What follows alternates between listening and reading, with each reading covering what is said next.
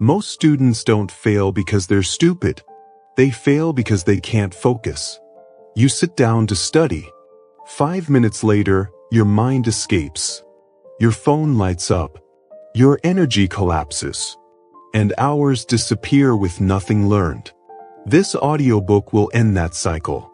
Concentration is not talent. It is not motivation. It is not intelligence. Concentration is a system. And once you install that system, focus becomes automatic. By the end of this audiobook, you will know exactly how to command your attention, eliminate mental noise, and study with calm, ruthless clarity every single day. This is not theory. This is control. Chapter 1. You're not lazy. You're undisciplined. Most students carry a label they never chose. Lazy. They repeat it in their head. They let others say it about them. And slowly they start living up to it. But laziness is not the problem. Laziness is the excuse. That's the key. When you say, "I'm lazy," what you're really saying is, "I don't want to take responsibility for how I live." Because if you were truly lazy, you wouldn't feel guilty. You wouldn't feel stressed. You wouldn't feel frustrated when exams come close. You feel those things because you care. And people who care are not lazy. They're undisciplined. There's a difference. And that difference changes everything. You have a choice. Lazy people don't want to change. Undisciplined people don't know how to stay consistent. One is a character flaw. The other is a skill gap. And skills can be built. Most students don't fail because they lack intelligence. They fail because they lack structure. Focus fails where structure is missing. Say it again. Focus fails where structure is missing. You sit down to study. There's no clear plan. No defined start time. No defined end time. So your brain panics. It looks for escape. It looks for comfort. It looks for something easier. Your phone. Your thoughts. Your excuses. And then you call yourself lazy. But the truth is simpler and harder at the same time. You didn't fail because you're weak. You failed because you left your mind without rules. That's not laziness. That's negligence. And negligence can be corrected. Look at the students who always perform well. Not the loud ones. Not the ones who talk about studying all day. The quiet ones. They don't rely on motivation. They don't wait to feel ready. They don't debate with themselves every evening. They show up. Same time. Same place. Same behavior. They're not smarter. They're structured. An average student with routine will beat a talented student with chaos every single time. That's not opinion. That's reality. You don't rise to your potential. You fall to your systems. And if your system is random, your results will be random. Most students treat studying like an emotion-based activity. If I feel good, I'll study. If I feel tired, I'll skip. If I'm stressed, I'll scroll. That's not freedom. That's slavery to mood. Discipline is freedom. Because discipline removes negotiation. When there's a rule, there's no argument. Think about brushing your teeth. You don't wait for motivation. You don't ask how you feel. You do it because it's decided. That's the standard you need for studying. Not intense. Not dramatic. Decided. You don't need their permission. Not your friends. Not your families. Not even your own emotions. You need structure. Focus fails where structure is missing. Right now, your brain is overworked and underled. It's handling decisions it shouldn't have to make. When to study, how long to study, what to study, whether to continue or quit. Every decision drains energy. By the time you open your book, you're already tired. That's why you can watch videos for hours but can't study for 30 minutes. Because entertainment requires no decisions. Studying does, unless you remove them in advance. That's the key. Discipline is not forcing yourself to do hard things. Discipline is designing a life where hard things become automatic. You don't need more willpower. You need fewer choices. Here's the truth most students don't want to hear. If you wait until you feel focused, you'll never build focus. Focus comes after you start, not before. Action creates clarity, not the other way around. Every time you sit and study despite resistance, you teach your brain a lesson. This is who we are. Identity is built through behavior, not affirmations. You don't become disciplined by saying it. You become disciplined by acting like it, especially on days you don't want to.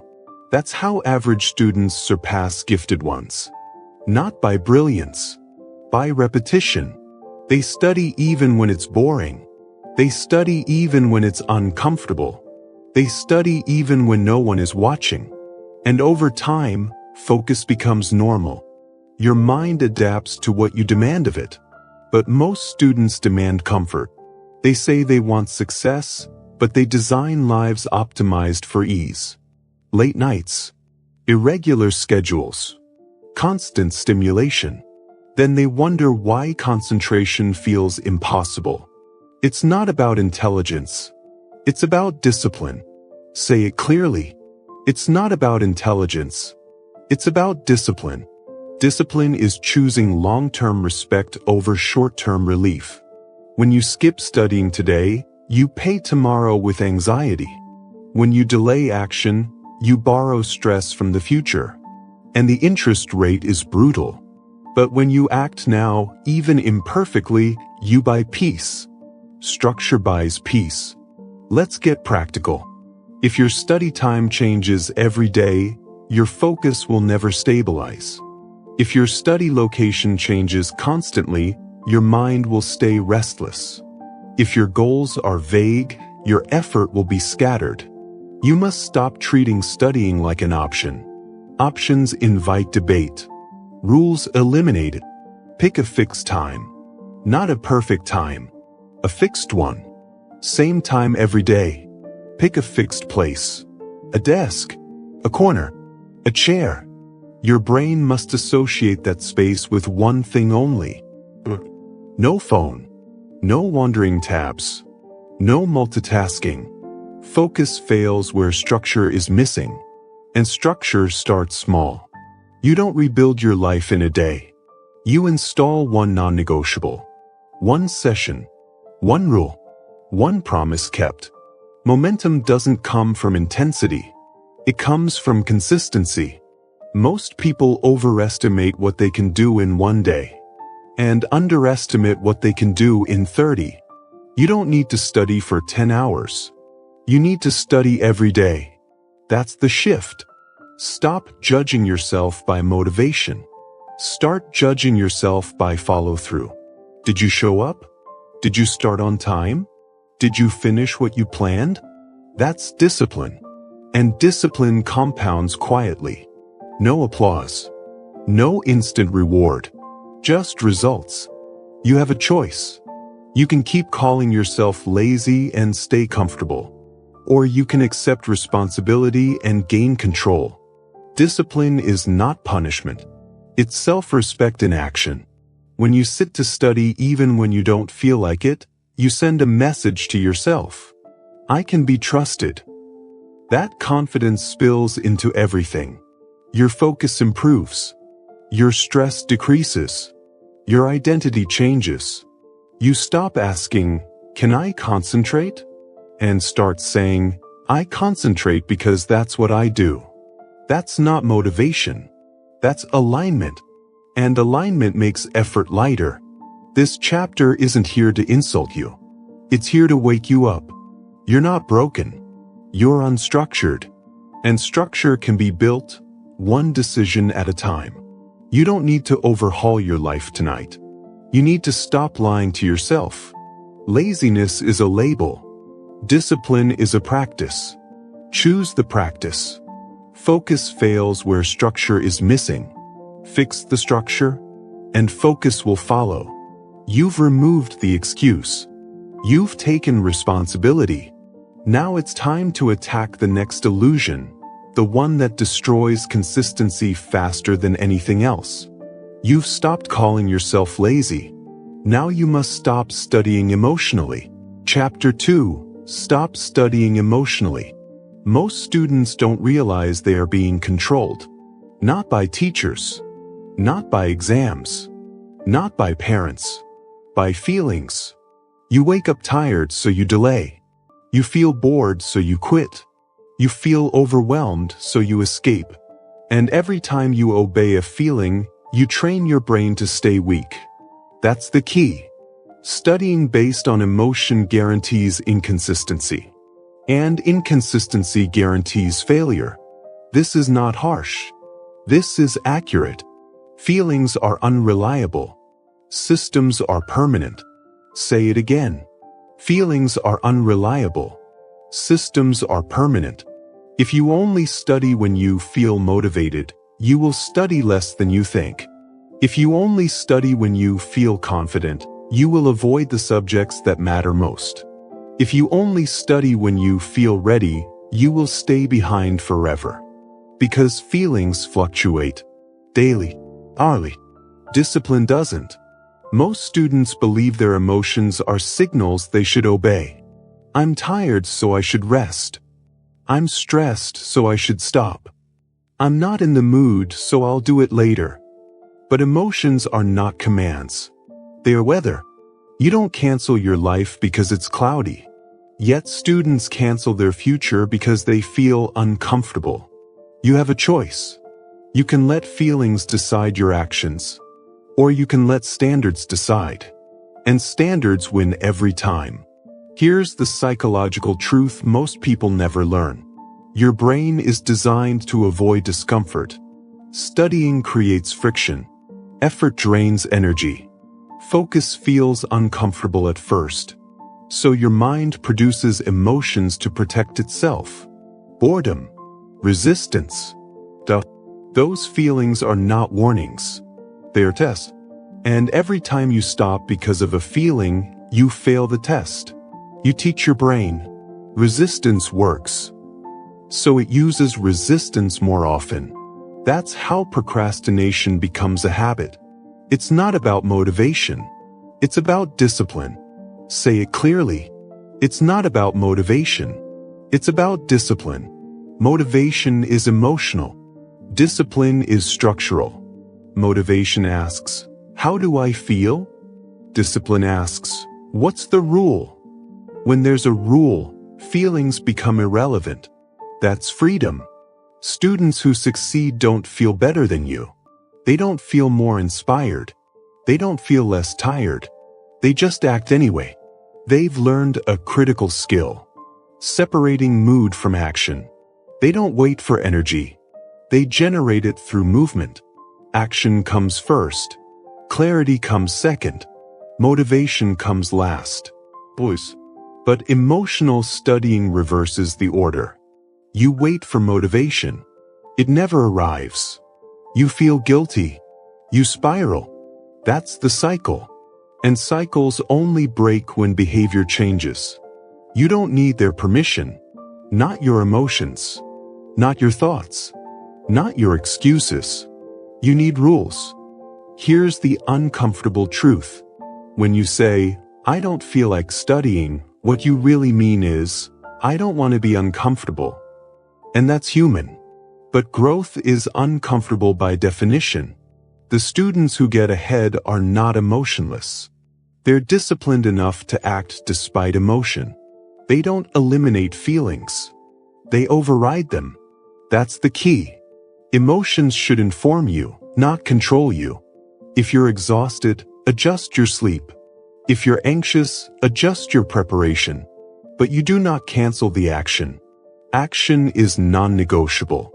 Here's where most students sabotage themselves. They sit down to study and immediately judge how they feel. I'm distracted. I can't focus. This isn't working. So they stop. But focus doesn't appear instantly. It builds after resistance. The first 10 minutes are always the hardest. If you quit during resistance, you never reach flow.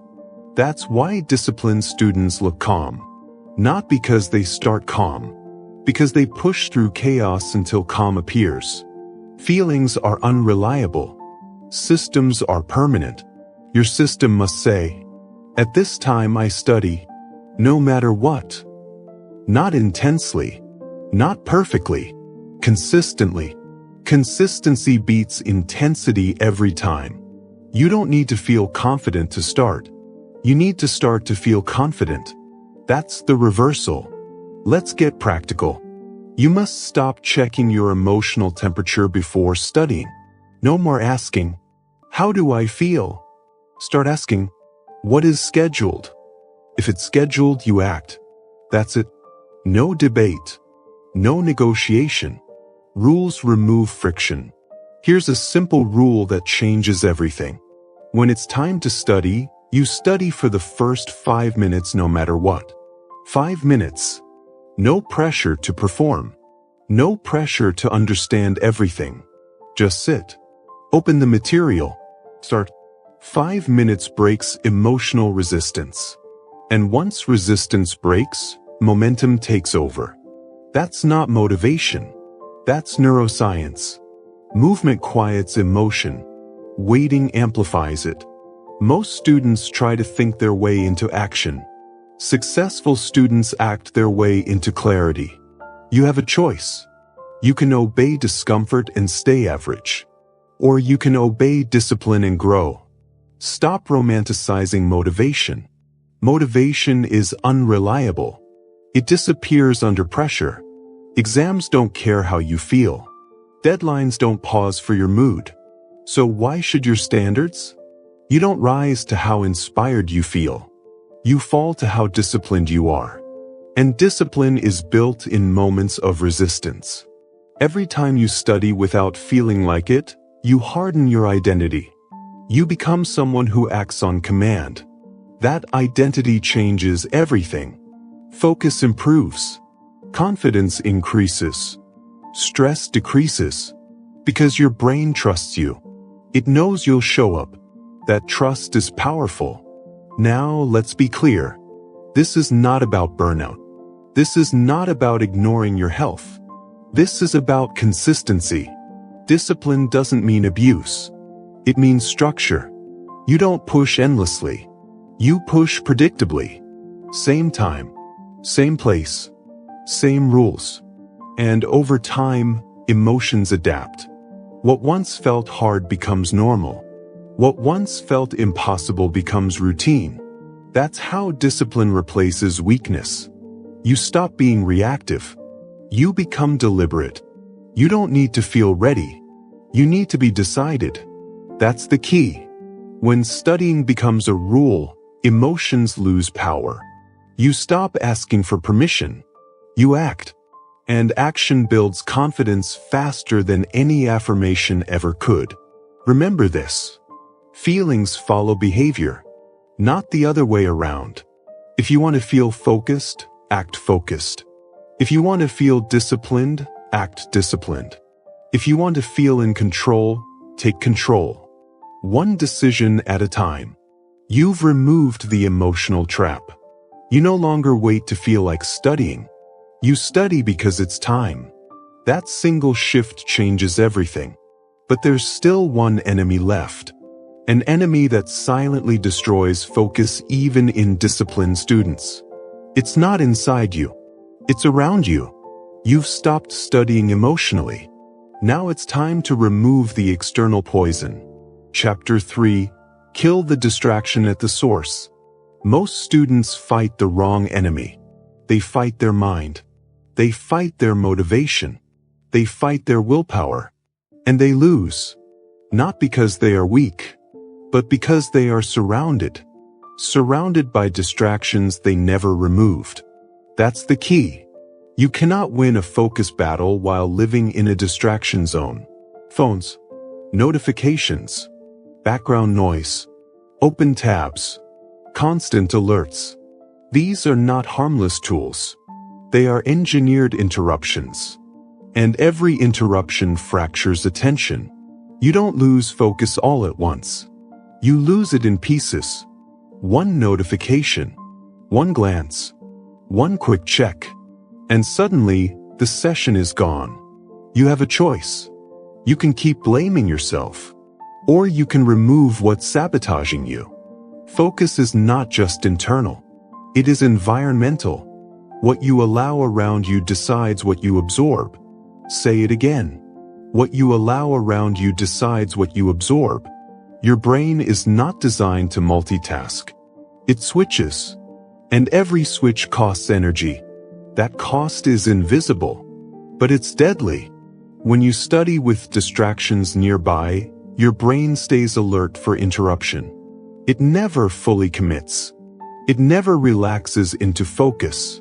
So even when you're studying, half your attention is elsewhere. That's why you reread pages. That's why you forget quickly. That's why hours feel wasted. It's not about intelligence. It's about discipline. Specifically, environmental discipline. Let's talk about the biggest lie students believe. I can control myself. No, you can't. Not consistently. Not under pressure. Self-control is finite. Environment is constant. Smart students don't rely on control. They rely on removal. They don't fight temptation. They eliminate it. You don't need their permission. Not your phones. Not your apps. Not your habits. If something steals your attention, it doesn't belong near your work. That's not extreme. That's intelligent. Phones are the worst offender. They are not neutral devices. They are attention traps. Every notification is a demand. Every vibration is a hook. Every app is designed to pull you out of the present moment. And students keep them on the desk, face up, within reach. Then wonder why focus collapses. That's the key. If your phone is visible, part of your brain is already gone. Even if you don't touch it. Studies show this clearly. But you don't need studies. You felt it. The urge. The pull. The restlessness. So let's be direct. If you're serious about concentration, your phone does not belong in your study space. Not silent. Not face down. Not just in case. Out of the room. You have a choice. Temporary discomfort. Or permanent distraction. Next problem. Notifications. Every ping resets your mind.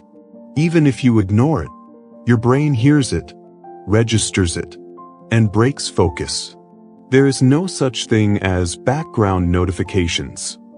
There is only interrupted attention. So stop pretending you can coexist with noise. Silence is not optional. It's required. That's discipline. Multitasking is another illusion. Watching lectures while scrolling, studying while chatting, reading while switching tabs. That's not productivity. That's delusion. You don't get double results. You get half understanding. What you allow around you decides what you absorb. Now let me show you something powerful. 2 students. Same syllabus. Same exam. Same intelligence. One studies at a cluttered desk. Phone nearby. Notifications on. Music playing. Family noise in the background. The other studies at a clean desk. Phone removed. Fixed time. Quiet environment. After 3 months, the difference is massive. Not slight. Massive. One remembers more. Finishes faster. Feels calmer. The other feels stressed, confused, behind. Same student. Different environment. That's the truth no one teaches you. Your environment is stronger than your intention. You don't rise to your goals. You fall to your surroundings. So if you want focus, build a focus-friendly space. Not perfect. Controlled. Start with what must stop. Stop studying with your phone nearby. Stop allowing notifications. Stop studying in chaos. Stop pretending noise doesn't affect you. Now, what must start? Create a dedicated study zone. It doesn't have to be fancy. It has to be consistent. Same desk, same chair, same setup. Your brain learns patterns. When you sit there, it should know one thing. Focus. No entertainment. No random browsing. No social media. That's the rule. Rules reduce mental effort. And mental effort is limited. Another key shift. Don't rely on discipline in the moment. Set up discipline in advance. Decide before the session begins. Phone off. Tabs closed. Materials ready. When it's time to study, you shouldn't be setting up. You should be starting. Preparation is part of discipline. Here's something uncomfortable. If you say, "I need my phone for emergencies," ask yourself this. How many emergencies actually happen during study time? Very few. But distractions happen every day. That's the trade. Fear of missing out versus certainty of falling behind. Choose wisely. You don't need their permission. Not society's. Not your friends. Not your habits. High performers are not extreme. They are intentional. They decide what matters and remove what doesn't. Focus fails where boundaries are weak. And boundaries are environmental. This is not about becoming antisocial. It's about becoming effective. You can enjoy entertainment later, after the work is done. Delayed pleasure builds power. Instant pleasure builds regret. That's the difference. Let's talk about mental clutter. Open tabs. Unfinished tasks. Unclear goals. All distractions. Your mind cannot focus when it's juggling too much. Before you study, define one task. Not 10. But specific. Read chapter 3 and summarize key points. Complete 20 math problems. Revise formulas for 1 hour. Clarity sharpens attention. Confusion kills it. What you allow around you decides what you absorb. That includes mental environment. If your mind is noisy, your focus will be weak. So dump the noise. Write tasks down. Clear your head. Then execute. One task at a time. This is discipline. And discipline is kindness to your future self. You're not depriving yourself. You're protecting your attention. Attention is your most valuable resource. Waste it and nothing else matters. Guard it and progress accelerates. You have a choice. You can keep fighting distraction internally, or remove it externally. One is exhausting. The other is effective. Strong students don't try harder. They design smarter. They don't ask, "Can I focus?" They ask, "What must be removed so focus can happen?" That's the shift. When you control your environment, focus becomes natural. Effort decreases. Results increase. And suddenly, studying doesn't feel like a battle. It feels calm, controlled, intentional. You've taken control of what surrounds you. But there's one more layer. Even in a clean environment, even without distractions, focus can still collapse. But because of how you use time, you've removed the poison. Now it's time to sharpen the blade. You've killed distraction at the source. Now you must learn how to focus deeply without burnout. Chapter 4: Short focus beats long confusion. Most students are proud of the wrong thing. They brag about hours. 6 hours. 8 hours. 10 hours. But when you ask what they learned, the answer is unclear. Because time spent is not the same as progress made. That's the key. Long study hours with poor focus don't create success. They create exhaustion. And exhaustion kills consistency. Intensity beats duration. Say it again. Intensity beats duration. Your brain is not built to stay sharp for endless hours. It works in cycles. Peaks and drops. Focus and fatigue. When you ignore this, you don't become disciplined. You become drained. Most students confuse endurance with effectiveness. They sit for hours, unfocused, distracted, half present. They reread the same page. They watch the clock. They force themselves to stay seated. And at the end, they feel tired but unchanged. That's not discipline. That's confusion disguised as effort. You have a choice. You can chase long hours and feel productive. Or you can train short focus and become effective. And effective always wins. Here's the psychological truth. Focus is a limited resource. Like strength, you wouldn't lift the heaviest weight nonstop for 5 hours. Your muscles would fail. Yet students expect their brain to perform endlessly without structure. That's unrealistic and unnecessary. The brain performs best under clear constraints. Intense. Purposeful. That's how focus is trained. Intensity beats duration. The students who improve fastest don't study longer. They study sharper. They don't aim to sit all day. They aim to attack one task completely, then rest.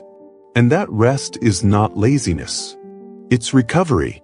Recovery allows repetition. Repetition builds mastery. Most students skip recovery. They push through fatigue, and then wonder why focus collapses the next day. It's not about effort. It's about discipline. Discipline means knowing when to push and when to stop. Let's be clear. If your focus drops after 20 or 30 minutes, that's normal. That's human.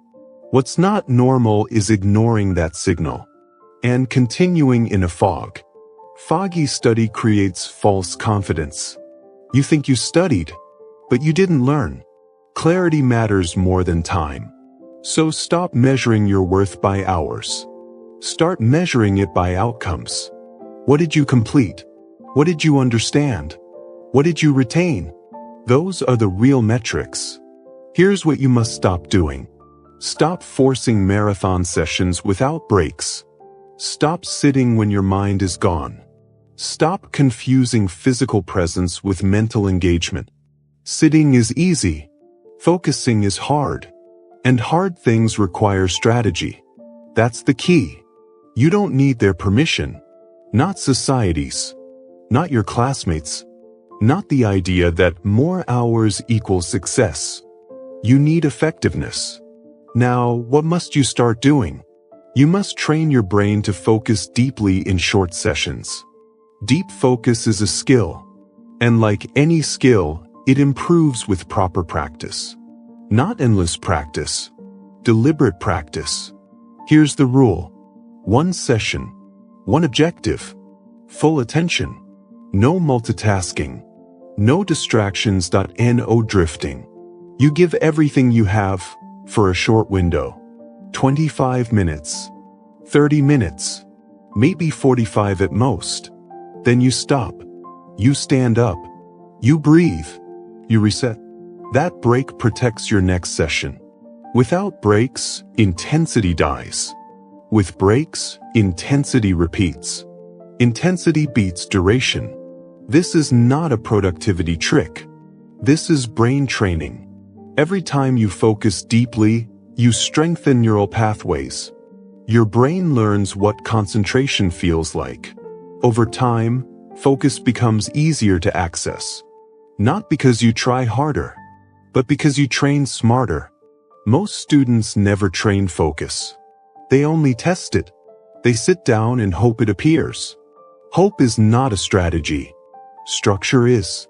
Your session must have a clear start and a clear end. No vague studying.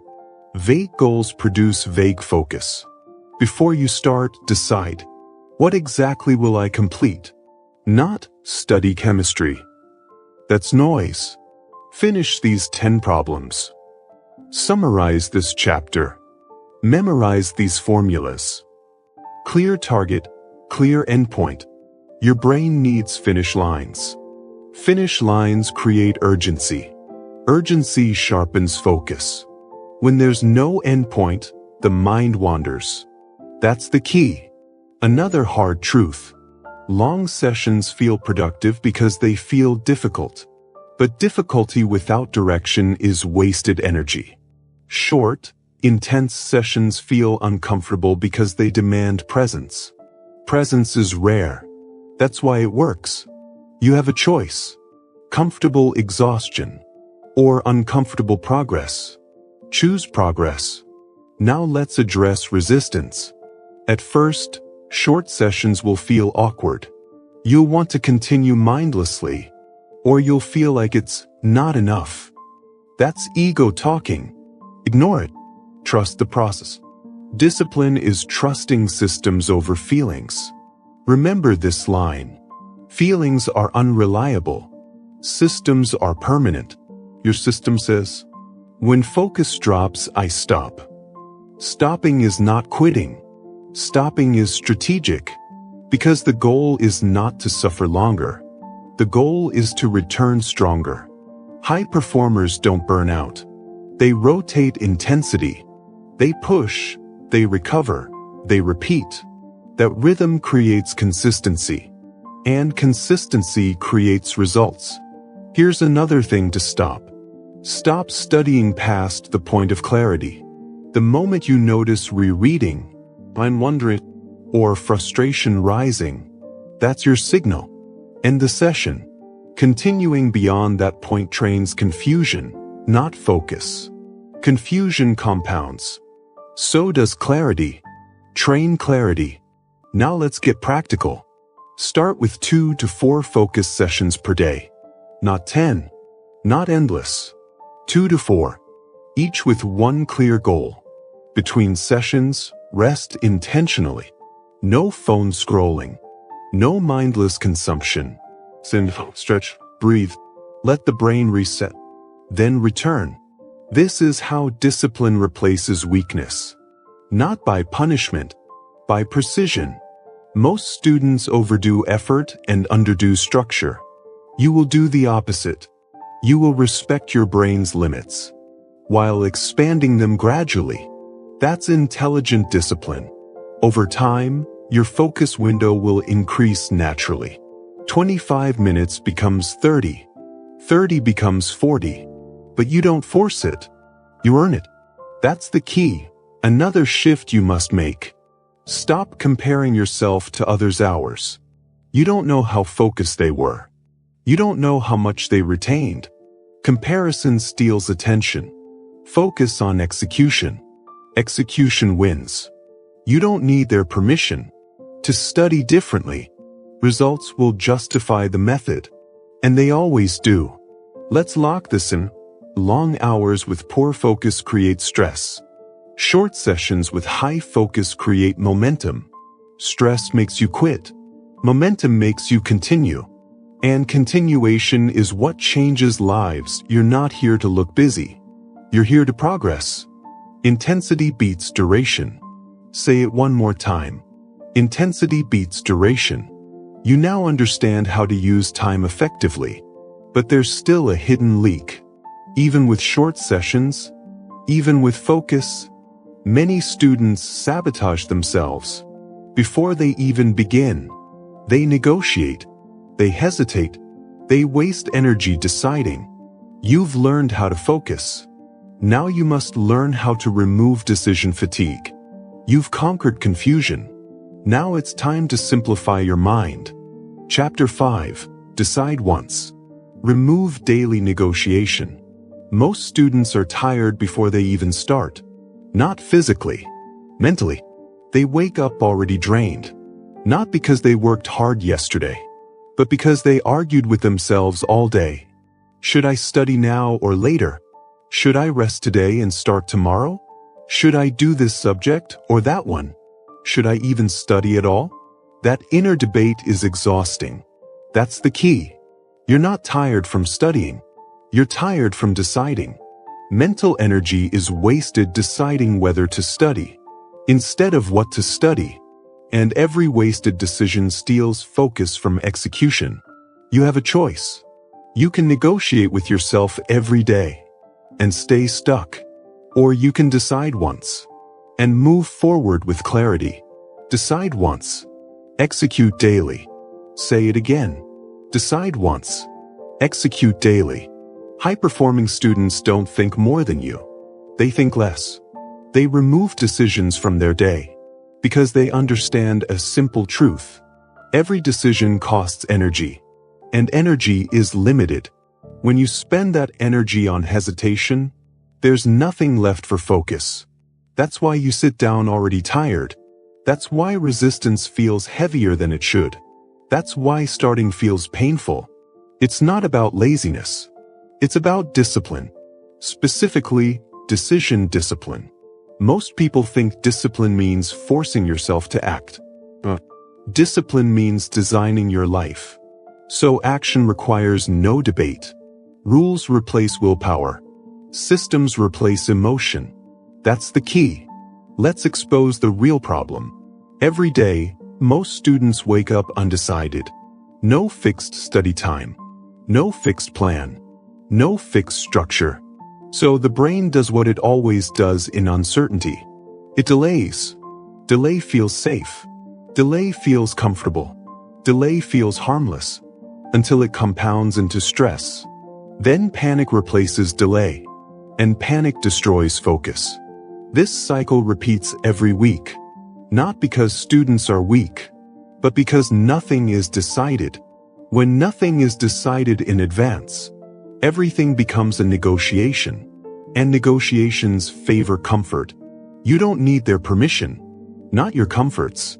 Not your fears. Not your habits. You need clarity. Here's the shift that separates disciplined students from frustrated ones. Disciplined students decide in advance. They don't wake up asking, "Will I study today?" They already answered that question weeks ago. The answer is yes. No emotion involved. No debate allowed.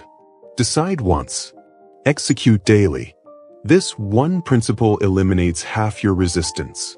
Because resistance feeds on uncertainty. When the brain doesn't know what's coming, it resists. When the brain knows the rule, it complies. That's psychology. That's the key. Think about any non-negotiable in your life. Appointments. You don't debate them every day. You just go. Because the decision is already made. Studying must become the same. Not heroic. Not dramatic. Normal. And normal requires repetition. Here's what you must stop doing. Stop deciding your study time every day. Stop asking how you feel before acting. Stop leaving important work to later. Later is where goals go to die. Now, what must you start doing? You must fix your study time. One time. Every day. Not the perfect time. A consistent one. Morning. Afternoon. Evening. It doesn't matter. Consistency matters. Your brain loves predictability. Predictability reduces resistance. When the clock hits that time, you don't ask questions. You act. That's discipline. If you say, "But what if I'm tired?" You'll study tired. If you say, "What if I'm not in the mood?" You'll study anyway. Because mood doesn't decide. The rule does. Feelings are unreliable. Systems are permanent. Say it. Feelings are unreliable. Systems are permanent. This is how discipline replaces weakness. Not by forcing effort, by removing choice. Most people think choice equals freedom. In reality, too much choice equals paralysis. Freedom comes from commitment. When you commit to a fixed time, your mind relaxes. It stops debating. It stops resisting. It knows what's expected. And expectations shape behavior. Another critical decision you must make. Decide how long you will study. Not endlessly. Not until exhaustion. A fixed block. 30 minutes. 45 minutes. 1 hour. Choose once. When the time ends, you stop. No guilt. No overthinking. This creates trust. Your brain trusts you because you don't trap it in endless work. That trust reduces resistance tomorrow. That's the key. Most students break their own trust. They say, "Just 1 more hour." Then another. Then burn it. And the brain learns, studying is dangerous. So it resists harder next time. Discipline is consistency with boundaries. Now let's talk about another hidden drain. Deciding what to study during the session. Huge mistake. If you sit down and then choose what to do, you're already late. Decision-making burns focus. By the time you pick a task, your energy is gone. So decide before, the night before, or earlier that day. One clear task, not 10. This removes friction. When study time arrives, you don't plan. You execute. Decide once. Execute daily. This principle applies everywhere. What to study, when to study, where to study. Decide once. The fewer decisions you make during the day, the more energy you have for deep work. That's not discipline theory. That's reality. You have a choice. You can keep improvising your life and feeling overwhelmed, or you can lock decisions in advance and feel calm. Calm is power. Calm allows focus. Focus produces results. Let's address a common fear. But what if I miss a day? You will. Everyone does. The disciplined student doesn't panic. They return to the rule the next day. No drama. No self-hate. Missing once is human. Missing twice is a pattern. Rules protect against patterns. Another thing to stop. Stop renegotiating old decisions. If you decided 7 p.m. is study time, don't revisit it every evening. Revisiting is doubt. Doubt weakens discipline. Trust your past self. Your past self decided for a reason. Honor that decision. That's self-respect. You don't need their permission to live by rules. People may not understand. That's fine. Results don't need explanation. Now let's lock in the lesson.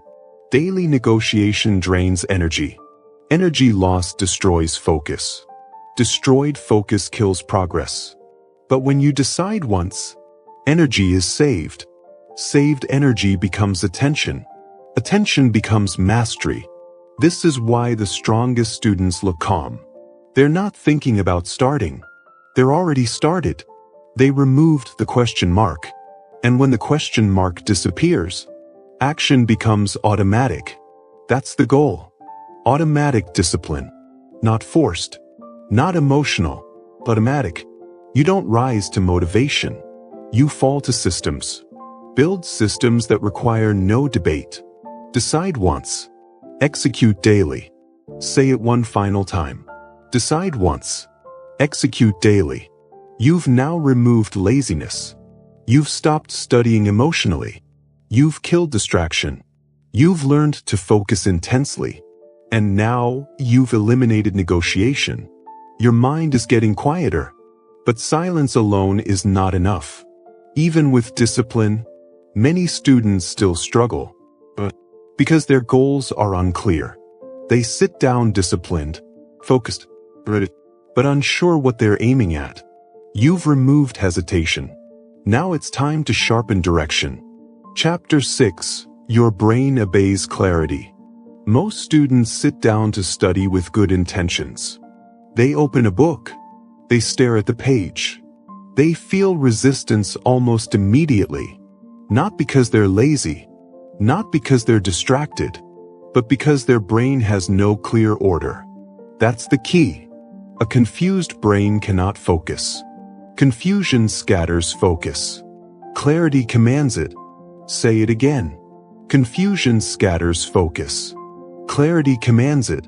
When your goal is vague, your effort becomes weak. When your target is unclear, your attention dissolves. Study math. Revise science. Prepare for exams. These are not instructions. They are suggestions. And the brain does not respond well to suggestions. The brain responds to commands. You have a choice. You can keep approaching studying vaguely and feel scattered, or you can give your brain precise orders and feel locked in. Precision creates power. Here's the psychological truth. Your brain is a problem-solving machine. It loves clarity. It hates ambiguity. When you say, "I'll study math," your brain asks, "Which chapter? Which topic? How long? What does success look like?" When it gets no answers, it stalls. Stalling feels like boredom, like distraction, like resistance. You think the problem is motivation. It's not. It's confusion. It's not about intelligence. It's about discipline. Specifically, clarity discipline. Most students underestimate how draining confusion is. An unclear task requires constant decision-making. What should I read next? Is this important? Should I switch topics? Each question drains attention. That's why focus disappears so fast. Confusion scatters focus. Clarity commands it. Students who concentrate well are not calmer by nature. They are clearer by design. They don't sit down wondering what to do. They already know. They decided earlier. You don't need their permission. Not your doubts. Not your fears. Not your habits. You need direction. Let's expose a damaging habit. Many students believe pressure creates clarity. I'll figure it out when I sit down. I'll decide as I go. That works for nothing important. Pressure amplifies confusion. Preparation eliminates it. Clarity must be created before the session begins, not during. That's discipline. Now let's talk behavior. What must you stop doing? Stop sitting down without a specific objective. Stop using vague language when planning. Stop expecting focus to appear without direction. Hope is not a plan. Now, what must you start doing? You must turn every study session into a clear mission. One session, one objective, one outcome. Not 10 goals. Not endless tasks. But this is how the brain locks in. Here's an example. Study math. That's useless. Replace it with complete questions 1 to 15 from chapter 4. Understand and summarize quadratic equations. Memorize 5 formulas and test recall. Specific. Measurable. Your brain knows exactly what to do. And when the brain knows, resistance drops. That's the key. Clarity creates urgency.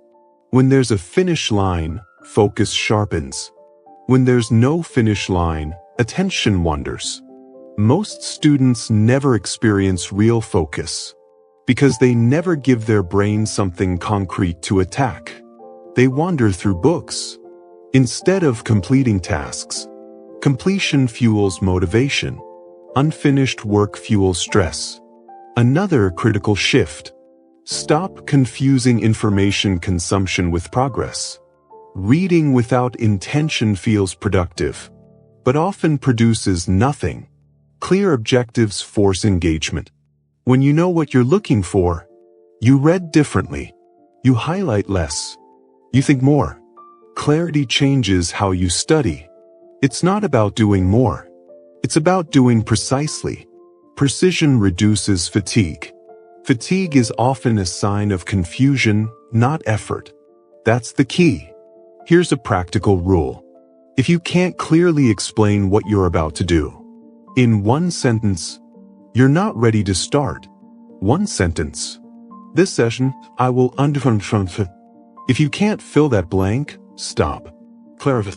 That minute of planning will save you an hour of wandering. This is how discipline replaces weakness. Weakness is not lack of effort. Weakness is lack of direction. Direction turns effort into progress. Now let's address another problem. Many students create goals that are too large. Finish the entire syllabus. Master this subject. Those are not goals. Those are dreams. Dreams don't create focus. Actions do. Break big goals into small commands. Your brain can focus on the next step, not the entire mountain. When the task feels achievable, focus increases. When the task feels overwhelming, avoidance begins. That's human nature. You don't fight it. You work with it. That's discipline. Confusion scatters focus. Clarity commands it. Say it again. Confusion scatters focus. Clarity commands it. Let's talk about time clarity. Not just what you'll study, but how long. An open-ended task invites distraction. A time-bound task creates urgency. I'll study until I'm done usually means I'll drift. I'll study this topic for 30 minutes. Creates pressure. Pressure, when controlled, sharpens attention. Decide in advance. What, how long, what success looks like. Then execute. You have a choice. You can keep sitting down hoping focus appears. Or you can command focus with clarity.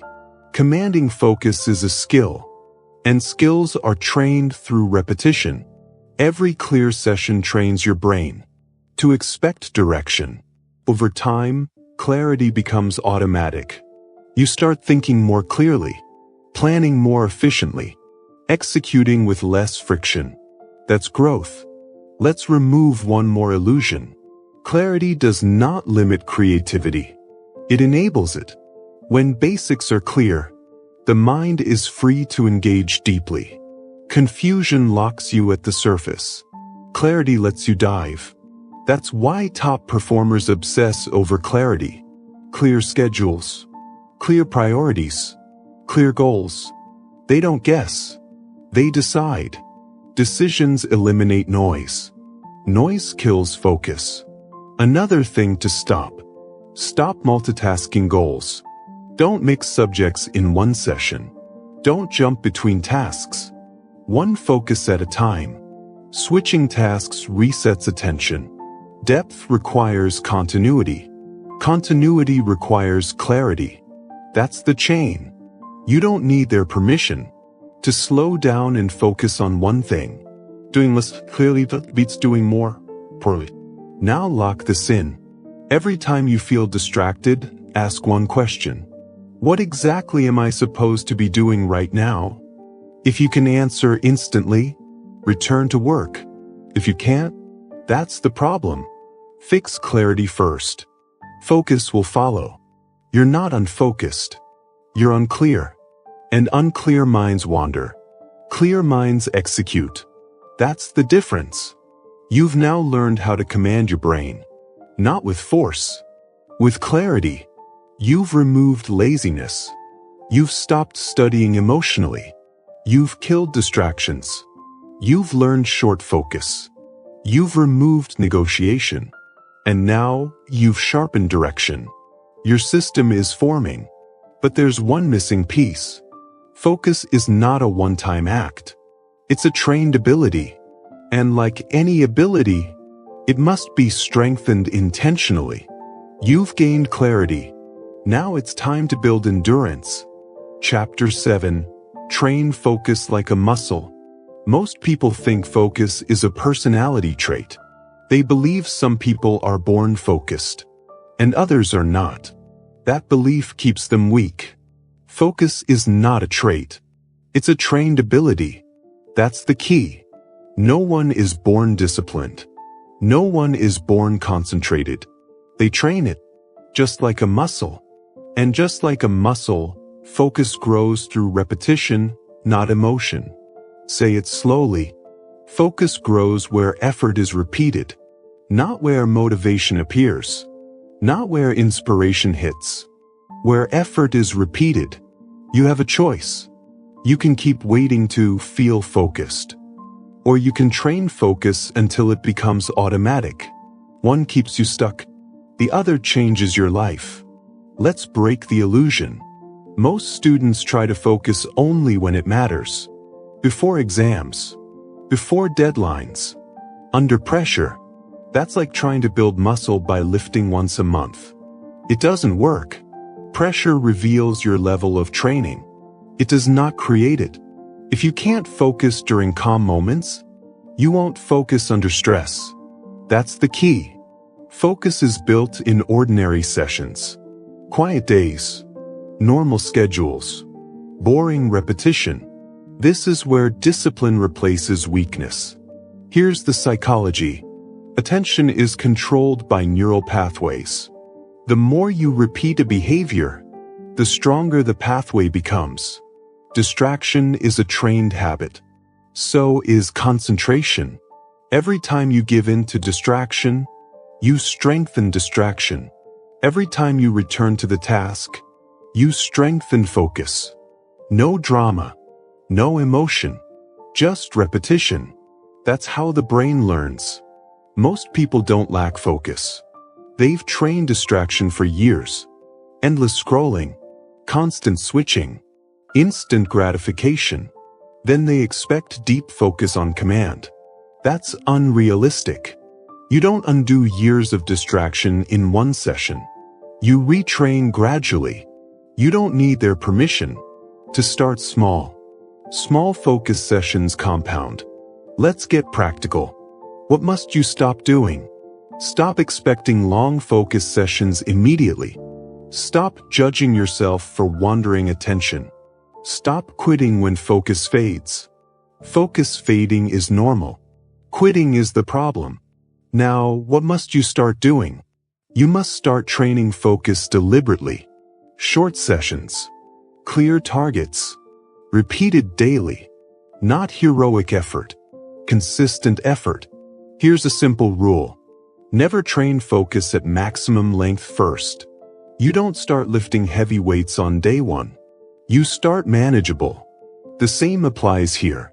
Start with 20 minutes. 20 minutes of uninterrupted focus. No phone. No switching. No negotiation. Just one task. When your mind wanders, and it will, you bring it back. Not angrily. Not emotionally. You bring it back like a coach. Consistent. That act, bringing attention back, is the repetition. That's the workout. The return matters more than perfection. That's the key. Most people think focus means never getting distracted. Wrong. Focus means returning faster each time. That's progress. That's discipline. Now let's talk about daily drills. Focus grows where effort is repeated. So repetition must be built into your day. Not randomly. Intentionally. One daily focus block. Same time. Same structure. This trains the brain to expect depth. When focus becomes predictable, resistance decreases. Your brain adapts. It stops fighting. That's when concentration feels easier. Not because you changed emotionally, but because you trained neurologically. It's not about willpower. It's about conditioning. You have a choice. Train focus passively, or train it actively. Passive training means hoping. Active training means drilling. Choose drilling. Here's a powerful technique. The focus interval. Set a timer. Choose one clear task. Work until the timer ends. No reward until it's done. When the timer ends, stop. Even if you feel you can continue. Because stopping while focused builds hunger for the next session. Overworking kills tomorrow's focus. Discipline includes stopping on purpose. That's the key. Over weeks, increase duration. 20 minutes. 25 minutes. 30 minutes. Gradual load. Just like muscle training. Another rule. Never break focus to check progress. Checking progress breaks immersion. Trust the system. Do the reps. End the session. Then evaluate. Focus training is not glamorous. It's repetitive, quiet, unseen, but it works. Now let's remove another mistake. Many students train focus only on easy tasks. They avoid mentally demanding work. That limits growth. You don't grow muscles lifting feathers. You grow them under resistance. Choose tasks that stretch you slightly, not overwhelm. Challenge sharpens attention. Comfort dulls it. That's the balance. Also, stop blaming your environment entirely. Yes, environment matters. But discipline matters more. You can train focus anywhere. If you commit, noise trains resilience. Silence trains depth. Use both. You don't need perfect conditions. You need commitment. Now let's talk about recovery. Focus training requires rest. A tired brain cannot concentrate deeply. Sleep is not optional. It's training support. Poor sleep destroys focus faster than distraction. So does poor nutrition. Discipline includes recovery. Burnout is not strength. It's mismanagement. Another habit to stop. Stop multitasking during breaks. Scrolling during breaks keeps your brain overstimulated. Take quiet breaks. Breathe. Sit. Let your brain reset. That improves the next session. This is not laziness. This is strategy. You're not weak for resting. You're smart for training properly. That's the key. Now let's talk about consistency. One good day doesn't matter. 10 average days do. Focus grows where effort is repeated. Say it again. Focus grows where effort is repeated. You don't need to feel focused to train focus. You train focus to feel focused. That reversal changes everything. Many students wait for motivation. Disciplined students move without it. They don't ask, "Do I feel like it?" They ask, "Is it scheduled?" Decision made. Negotiation removed. You don't need their permission to show up daily. Not your moods. Not your fears. Not your pasts. Show up, even when focus feels weak. Especially then. Those are the most valuable reps. That's how strength is built. Over time, something shifts. Your attention stabilizes faster. Distractions lose power. Studying feels cleaner. Not easier. Cleaner. Less internal noise. More control. That's mastery. And mastery is quiet. Now lock this in. Focus is not something you find. It's something you build. Discipline is not punishment. It's training. Training creates freedom. You've learned how to concentrate. You've learned how to clarify. You've learned how to decide. And now you've learned how to train. But focus alone is not enough. What you allow into your mind determines how strong that focus remains. Noise destroys gains. If you don't control input, you'll lose output. You've built the muscle. Now it's time to protect it. You've trained focus like a muscle. Now it's time to remove what weakens it. Chapter 8. Silence the inner noise. Most people think distraction comes from the outside. Phones, people, notifications. That's only half the problem. The real distraction lives inside your head. Endless thoughts, self-doubt, comparison, anxiety about results. That internal noise drains focus faster than any screen ever could. That's the key. A noisy mind cannot absorb knowledge. Say it again. A noisy mind cannot absorb knowledge.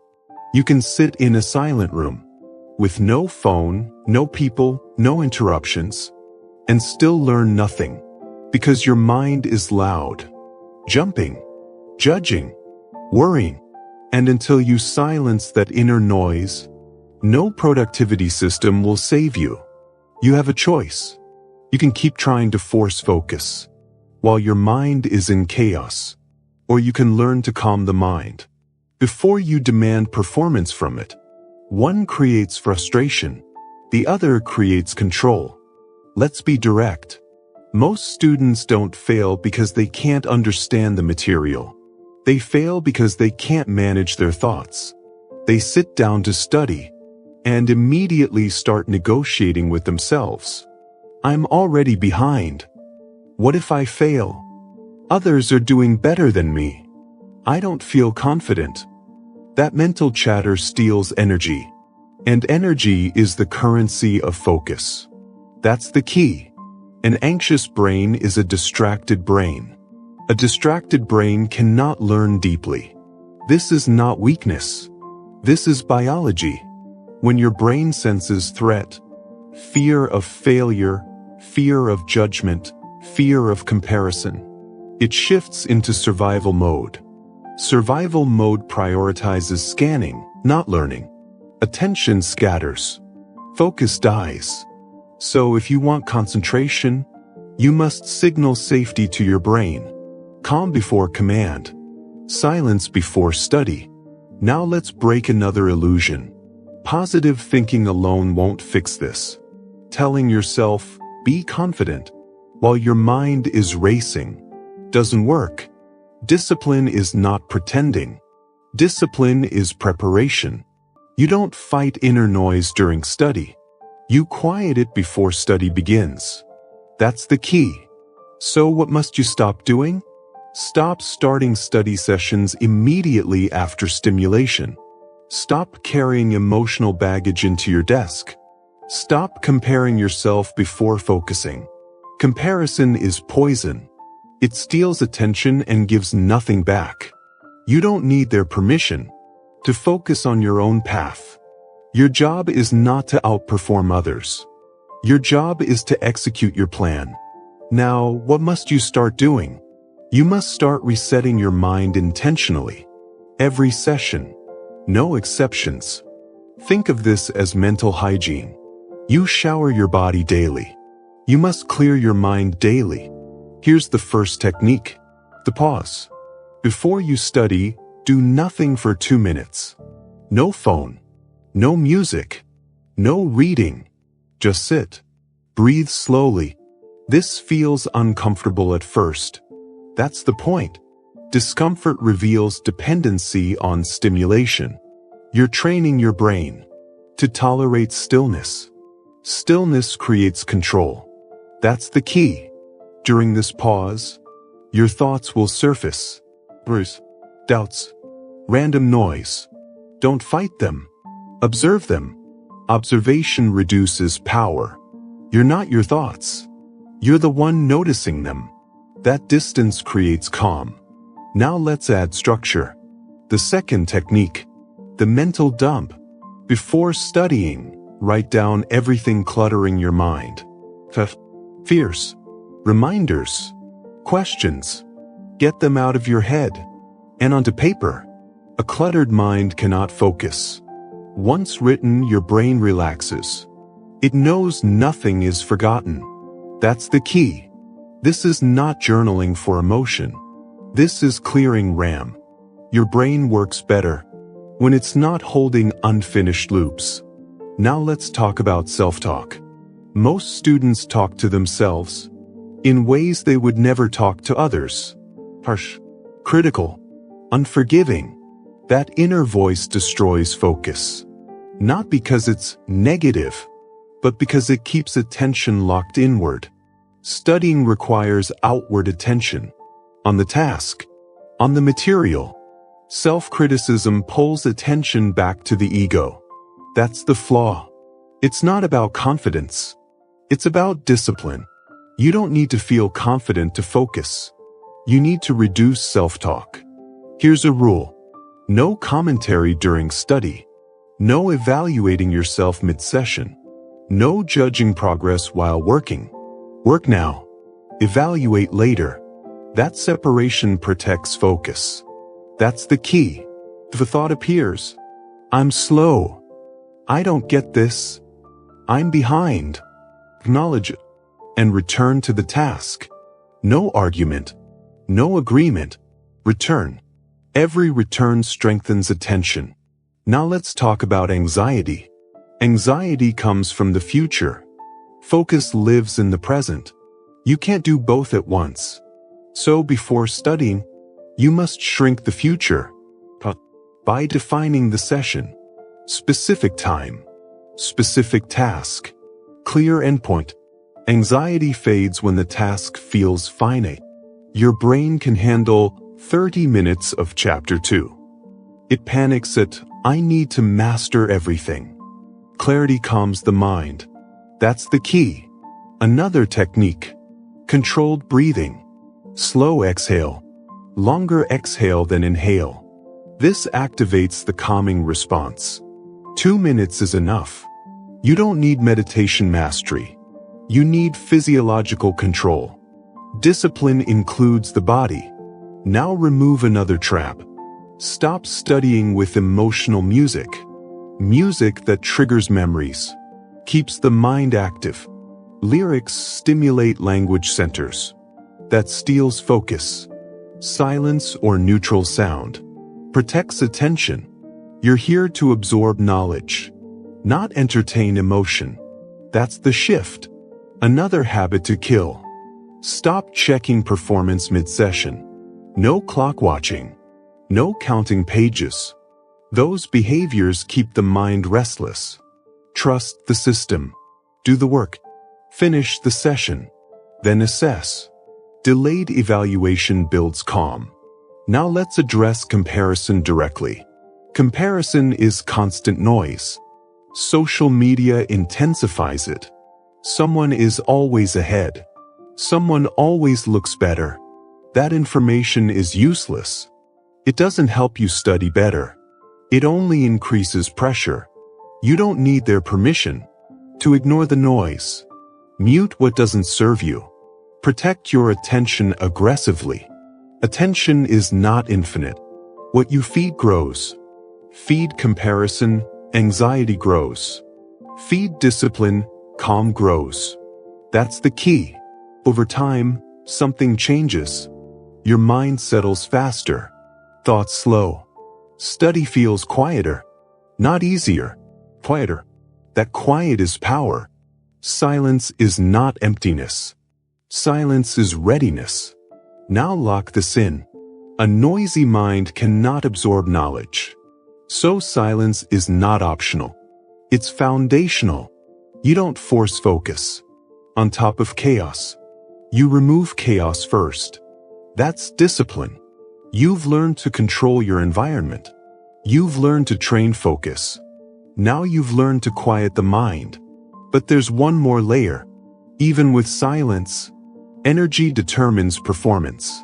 A tired system can't focus deeply. You must manage energy. If you want consistency, you've silenced the noise. Now it's time to fuel the machine. Chapter 9, Energy Controls Attention. Most students think focus is a mental problem. It's not. It's a physical one. Attention does not float in the air. It is generated by the body. Low energy equals low focus. Say it again. Low energy equals low focus. You can have the best study plan in the world, the best schedule, the quietest room. But if your body is exhausted, your mind will betray you. That's the key. Energy is the fuel of concentration. When energy drops, attention collapses. Not slowly, immediately. And most students sabotage their energy every single day. Without realizing it. Late nights, poor sleep, random eating, no movement. Then they sit down to study and blame themselves for lack of focus. That's not laziness. That's biology. You have a choice. You can keep fighting your body and losing, or you can align with it and win consistently. Let's break this down. First, sleep is not optional. It is not negotiable. Sleep is the foundation of attention. When you don't sleep enough, your brain cannot hold information. Memory weakens. Decision-making slows. Impulse control drops. You become distracted because your brain is tired, not because you're weak. Low energy equals low focus. That's the key. Stop telling yourself you'll catch up later. You won't. Sleep debt compounds. One late night becomes two. Two becomes a habit. And focus disappears. What must you stop doing? Stop studying late into the night and calling it discipline. That's not discipline. That's desperation. Discipline protects tomorrow's energy. Now, what must you start doing? You must set a fixed sleep window. Same time to bed. Same time to wake. Even on weekends. Your brain loves rhythm. Rhythm creates stability. Stability creates focus. You don't need their permission to prioritize sleep. This is your performance. Now food. Most students eat for comfort, not for clarity. Sugar spikes, heavy meals, random snacks. Then they wonder why they feel foggy. Food directly affects attention. Blood sugar crashes. Destroy concentration. Heavy digestion steals energy from the brain. Low energy equals low focus. That's the key. What must you stop doing? Stop studying immediately after heavy meals. Stop relying on junk food for energy. Stop skipping meals and then overeating. That roller coaster kills focus. What must you start doing? Eat simply. Protein, fruits, water. Nothing complicated. You don't need a perfect diet. You need consistency. Your brain doesn't need excitement. It needs stability. Now hydration. This sounds small. It's not. Dehydration reduces attention. Before you feel thirsty, a dehydrated brain is a distracted brain. Drink water regularly. Not when you remember. On schedule. Discipline beats memory. That's the key. Now movement. This is where most students fail. They sit all day, study all day, and expect their brain to stay sharp. The brain evolved with movement. Movement increases blood flow. Blood flow feeds attention. No movement equals stagnation. Low energy equals low focus. You don't need intense workouts. You need circulation, short walks, stretching, standing breaks. 5 minutes every hour is enough. Movement resets attention. Now let's talk about stimulants. Caffeine is not energy. It's borrowed alertness. Overuse creates crashes. Crashes kill focus. What must you stop doing? Stop using caffeine to compensate for poor sleep. Stop stacking stimulants. That creates dependency, not discipline.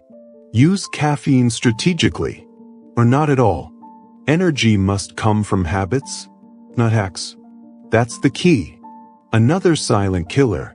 Screen overload. Screens drain energy. Not just mentally, physically. Eyes fatigue. Nervous system overstimulates. Then attention scatters. What must you stop doing? Stop switching between screens while studying. Stop breaks that are just more screens. That's not rest. That's stimulation. What must you start doing? Real breaks. Stand up. Look away. Breathe. Your brain recovers in stillness, not scrolling. Now let's address posture. Yes, posture. Slouched posture reduces oxygen intake. Reduced oxygen lowers alertness. Sit upright. Feet on the floor. Shoulders back. Your body position sends signals to your brain. Alert posture equals alert mind. That's the key. Now here's the psychological layer. When energy is low, discipline feels harder. You start negotiating. I'll study later. I'm too tired. I'll try tomorrow. That's not a character flaw. That's an energy problem. Fix energy. Discipline becomes easier. You still need discipline, but now it's supported. It's not about motivation. It's about preparation. You prepare your body so your mind can perform. You have a choice. You can keep ignoring your physical state and blaming your focus, or you can respect the system. That creates attention. Now let's make this practical. Before every study session, check 3 things. Sleep, fuel, movement. Did you sleep enough? Did you eat something reasonable?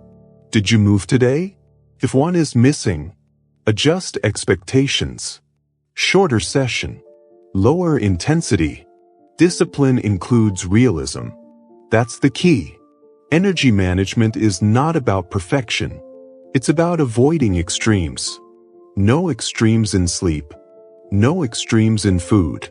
No extremes in stimulation. Balance creates endurance. Endurance creates consistency. Consistency creates results. Now lock this lesson in. Low energy equals low focus. Every time you struggle to concentrate, ask first, how is my energy? Not, what's wrong with me? That shift removes shame and creates solutions. You don't need their permission to take care of your body. This is not weakness. This is strategy. You've learned to structure your time. You've learned to silence the noise. You've learned to fuel your attention. Now comes the next level. Focus doesn't last without standards.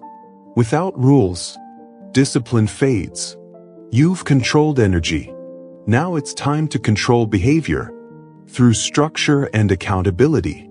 Chapter 10. Stop chasing motivation.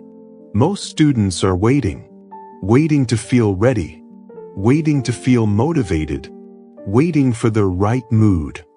And while they wait, nothing happens. That's the trap. Motivation is unreliable. It comes and goes. It rises and collapses. Discipline shows up when motivation disappears. Say it again. Discipline shows up when motivation disappears. If your study habit depends on how you feel, you will fail more days than you succeed. That's not opinion. That's pattern. You have a choice. You can keep chasing motivation, like it owes you something, or you can build systems that work even when you don't feel like it. One path feels comforting. The other creates results. That's the key. Let's be clear. Motivation is emotional energy. Emotions fluctuate. Sleep changes them. Stress changes them. Weather changes them. Comparison destroys them. So if motivation is unstable, why would you build your future on it? That's the flaw. It's not about passion. It's about discipline. Discipline does not require excitement. It requires standards. Most students confuse motivation with readiness. They say, I'll study when I feel motivated. What they're really saying is, I'll study when it feels easy. Growth is not built in easy moments. It's built in neutral ones, boring ones, uncomfortable ones. That's where discipline lives. Now let's talk psychology. Your brain is wired to avoid effort. Effort costs energy. The brain conserves energy by default. Motivation temporarily overrides that resistance. But only temporarily. When motivation fades, the brain returns to comfort seeking. If you rely on motivation, your consistency collapses. Discipline bypasses that system. It removes choice. That's the key. When there is no decision to make, there is no resistance to fight. So what must you stop doing? Stop asking yourself, do I feel like studying? That question is poison. It invites negotiation. Negotiation invites delay. Delay kills momentum. You don't need their permission to stop asking that question. Now, what must you start doing? You must create non-negotiables. Fixed times, fixed locations, fixed duration, same start time, same place, same rules. Whether you're motivated or not, especially when you're not. That's discipline. Here's a hard truth. Motivation follows action, not the other way around. You act first. Motivation catches up later. Waiting for motivation reverses the order and guarantees failure. That's the key. Now let's dismantle another myth. Inspiration leads to success. Consistency leads to success. Inspiration is loud. Consistency is quiet. Inspiration gets applause. Consistency gets results. The students who win are not inspired every day. They're consistent every day. That's the difference. Let's make this practical. You need a minimum standard, not a perfect plan. A minimum, the smallest version of success. You will execute no matter what. For example, 20 minutes. No phone. One task. That's it. On good days, you'll do more. On bad days, you'll still show up. Showing up maintains identity. Identity drives behavior. That's the key. Now let's talk about identity. When you rely on motivation, you identify as someone who studies when inspired. When you rely on systems, you identify as someone who studies daily. Identity changes behavior automatically. You stop debating. You stop bargaining. You act in alignment with who you believe you are. It's not about confidence. It's about discipline. Another mistake. Students use motivation as an excuse to quit early. I'm not feeling it today. That's not honesty. That's avoidance. Discipline does not mean forcing peak performance every day. It means maintaining standards every day. There's a difference. Some days are slow. Some days feel dull. You still show up. That's the win. Now let's talk about rewards. Motivation spikes when rewards are immediate. Studying has delayed rewards. That's why motivation struggles. So you must engineer reinforcement. Finish a session. Mark it done. Track streaks. Visual progress. Your brain responds to completion. Completion builds momentum. Momentum replaces motivation. That's the key. Another rule. Never rely on willpower late in the day. Willpower is a resource. It drains. Schedule study early, when discipline costs less. That's strategy. Now let's be blunt. Motivation-based students burn out. System-based students compound. Burnout comes from emotional overdrive.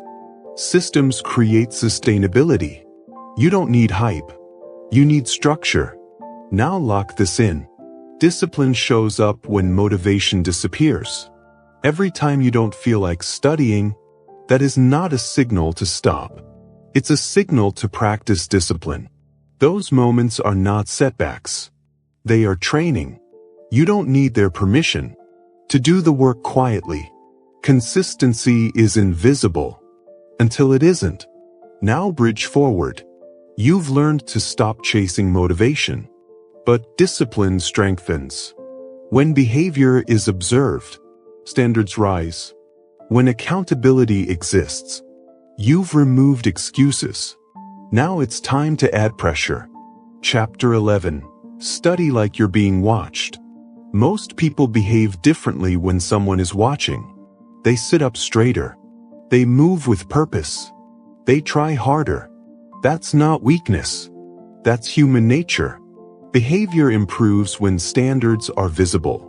Say it again. Behavior improves when standards are visible. When no one is watching, standards drop. Effort slips.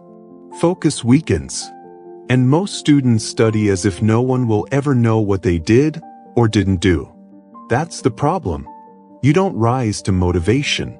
You fall to your standards. That's the key. Accountability is not pressure meant to break you. It's pressure meant to sharpen you. A blade becomes sharp through resistance. So does focus. You have a choice. You can keep studying in isolation, hoping discipline magically appears. Or you can create visibility and let standards do the work for you. Let's be honest.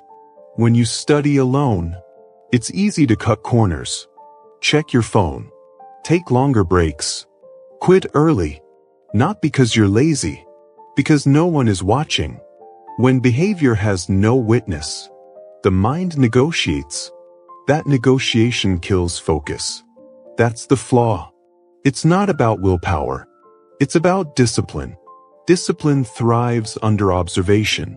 Now let's break a myth. Accountability does not mean stress. It does not mean fear. It does not mean punishment. Real accountability creates clarity. It removes ambiguity. When expectations are clear, focus becomes easier. Your brain relaxes. Because the rules are set. That's the key. Think about exams. Why do students focus better during exams? Not because they suddenly become smarter. Because the standards are visible. Time limit, rules, consequences. Structure sharpens attention. You need to bring that structure into daily study, not just on exam day. So what must you stop doing? Stop studying in total secrecy. Stop keeping goals in your head only. Stop relying on internal promises. Internal promises are weak. They bend under emotion. Now what must you start doing? You must externalize standards. Make your study behavior visible. To someone. To something. Here are practical ways. First method. Public commitment. Tell someone your study schedule. Not casually. Clearly. I study from 6 to 7 every morning. Once spoken, it becomes real. Your brain treats spoken commitments differently. Breaking them creates discomfort. That discomfort keeps you consistent. That's the key. Second method. Study tracking.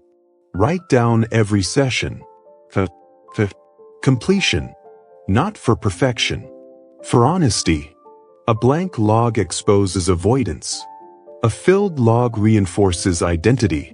You begin to see yourself as consistent. Identity strengthens discipline. Now let's talk about environment. Studying in public spaces, libraries, study halls, automatically raises standards.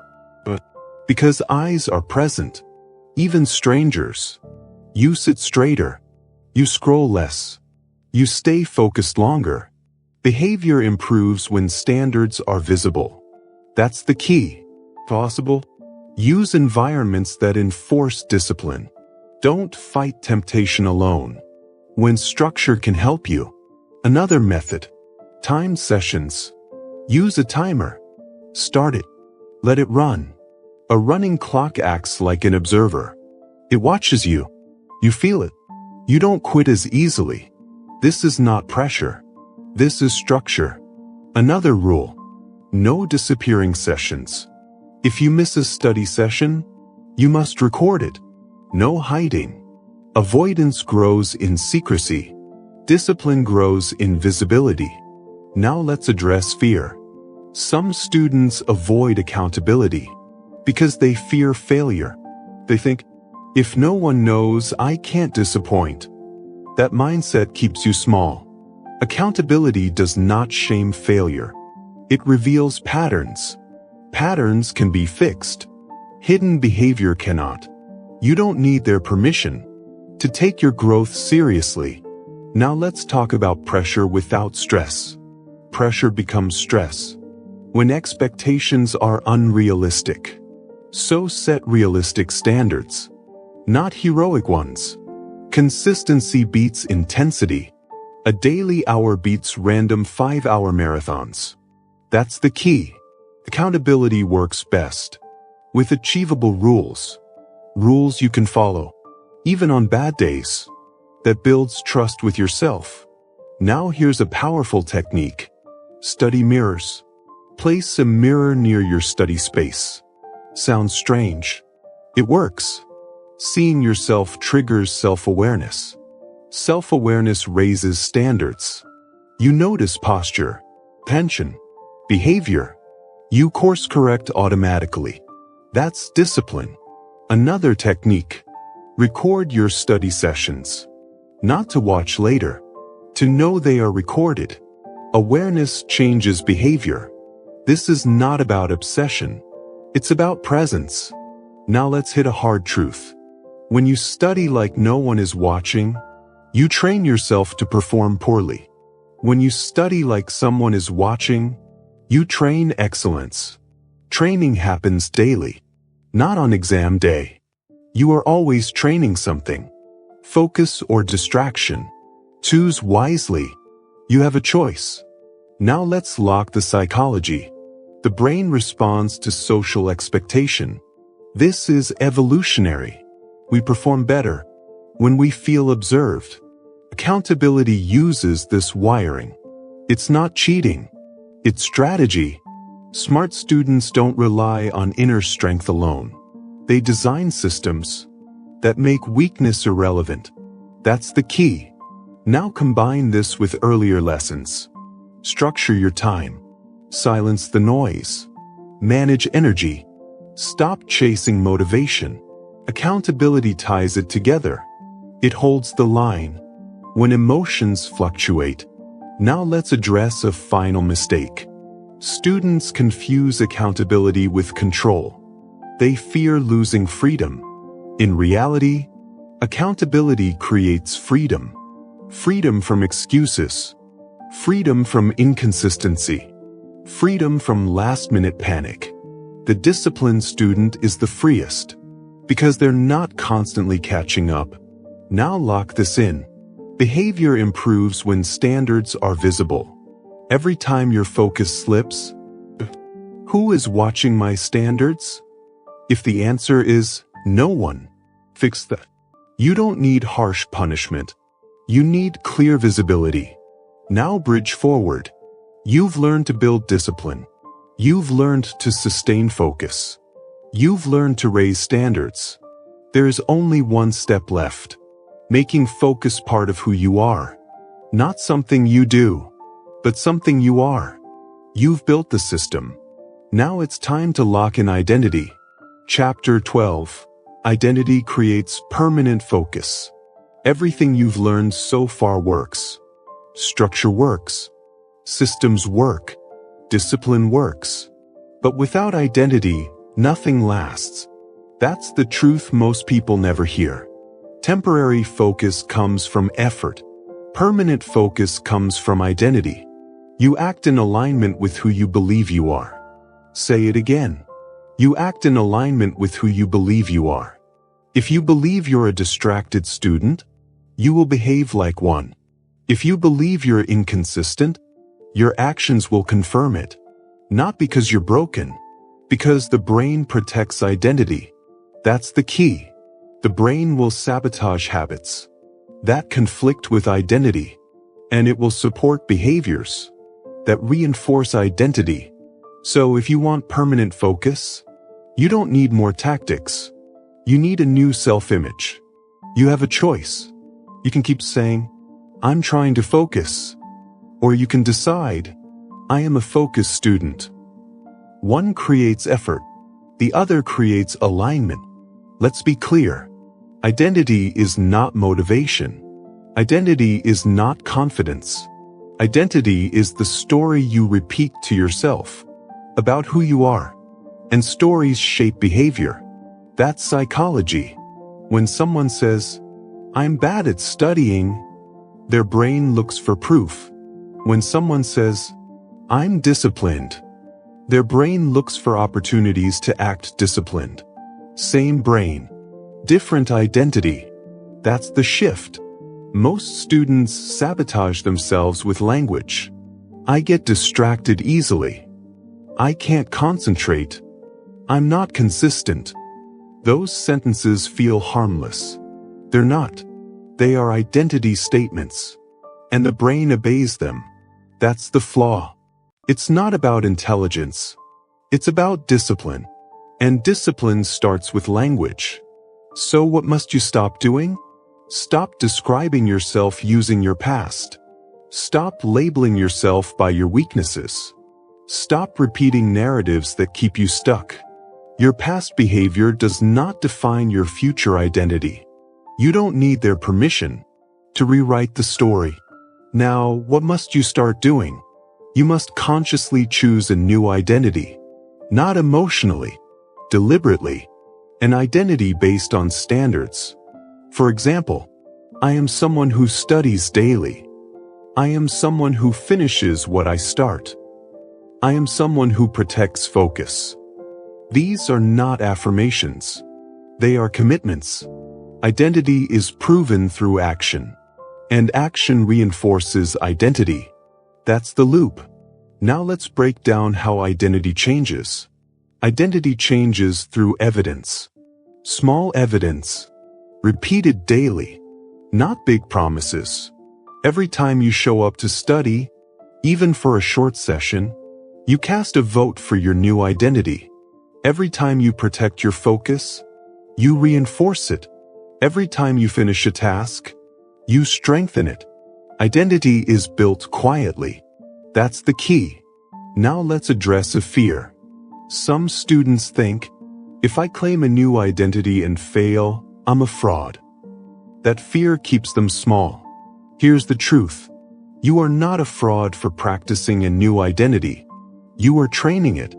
No one becomes disciplined overnight. They become disciplined through repetition. It's not about perfection. It's about alignment. Now let's talk about the distracted identity. A distracted student does certain things. They keep options open. They delay decisions. They break promises to themselves. A disciplined student does the opposite. They decide once. They execute daily. They keep rules simple. They honor commitments. So identity is visible. You can see it in behavior. That's good news, because behavior is trainable. Now here's a practical exercise. Write this sentence. I am the kind of student who Fill in the blank with a behavior, not a feeling. Not confident. Not motivated. Behavior. For example, I am the kind of student who studies at 6 a.m. I am the kind of student who finishes sessions without checking the phone. I am the kind of student who reviews daily. These statements guide action. Now comes discipline. Every day, act in alignment with at least one of those statements. Even briefly. That's how identity locks in. Now let's talk about setbacks. Setbacks do not erase identity. Quitting does. Missing a day does not make you undisciplined. Abandoning the standard does. So here's a rule. Never miss twice. Miss once, correct immediately. That protects identity. That's the key. Now let's talk about environment and identity. Your environment should reflect who you are becoming. A cluttered desk supports a distracted identity. A clean, simple space supports a focused identity. Your tools matter. Your schedule matters. They send signals to your brain.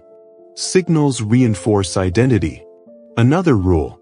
Stop hanging around environments that reinforce the old version of you. Not forever, but during transformation. Identity is fragile early on. Protect it. You don't need their permission to distance yourself from distraction. Now let's address comparison again. Comparison locks you into external identity. You define yourself by others. That weakens internal standards. A disciplined identity is internal. You measure yourself against your rules, not against people. That creates calm focus. Now let's tie everything together. Structure gave you direction. Discipline gave you consistency. Energy gave you endurance. Accountability gave you standards. Identity makes it permanent. Without identity, habits feel forced. With identity, habits feel natural. You stop asking, should I study? You start saying, this is what I do. That's the shift. You act in alignment with who you believe you are. Say it again. You act in alignment with who you believe you are. Now lock this in deeply. You are not becoming focused. You are deciding to be focused. Decision precedes behavior. Behavior reinforces identity. Identity sustains behavior. That's the loop. That's the system. That's the key. Now here's the final truth. Focus is not something you chase. It's something you embody. You don't wait for it. You live it. Every day. Quietly. Consistently. You don't need hype.